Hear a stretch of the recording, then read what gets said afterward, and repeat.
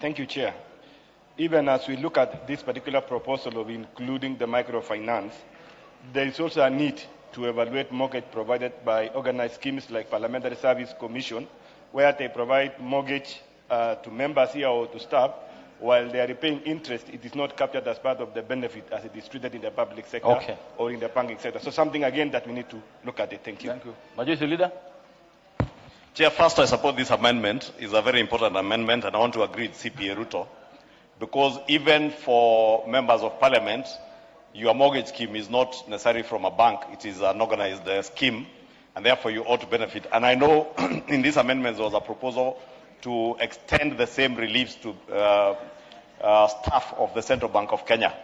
But following a meeting we had with the chair and the KRA and the National Treasury yesterday and the day before, we will be bringing back that proposal so that it incorporates even schemes like that of the Parliamentary Service Commission, the Judicial Service Commission, and other Kenyans who have schemes that are outside of the financial institutions. But, Honorable Speaker, again, the Honorable Junet told us that part of what the National Treasury did in this year's finance bill is to extend certain benefits to ordinary Kenyans. This amendment is extending mortgage relief benefits to ordinary Kenyans.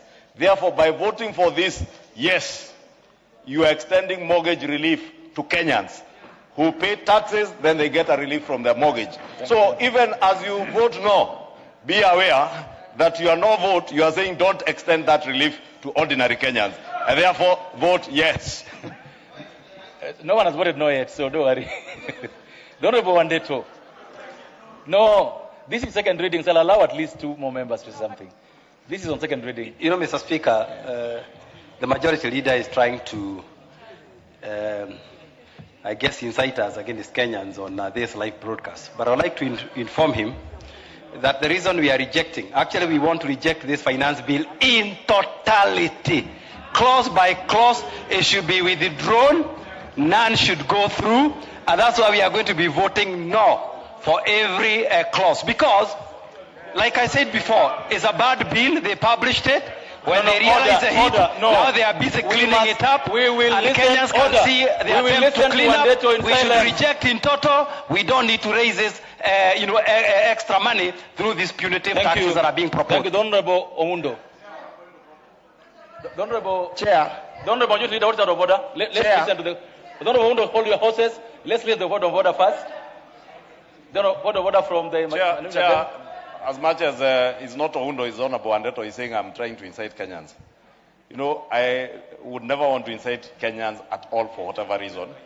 But I like to inform Kenyans so that even as we make decisions, because we are making decisions that are in the best interest of Kenyans. And you vote. Honorable Speaker, if you can protect me from this kind of immaturity I'm from the member for we will listen to the Honorable Majority Leader in silence. Then you will have your chance. The Honorable Wandeto, who is a very well-schooled person, said that I'm inciting Kenyans. Whereas all I was seeking to do is to inform Kenyans that it is, and it is okay, by the way, to reject this finance bill in its totality. But in the totality of that rejection, it is also important for us to inform Kenyans that there are certain tax reliefs that we are giving to them. Therefore, Honorable Wandeto, I have no business inciting you or inciting Kenyans against you. I want you to tell the people of Mukurweini, of Tetu, where the ones you represent, those who are tea farmers and coffee farmers, who have no privilege, like myself and yourself, to be able to access mortgages from big commercial banks like we do. They walk to their microfinance institution in Tetu or in Nyeri town, they access a mortgage facility there.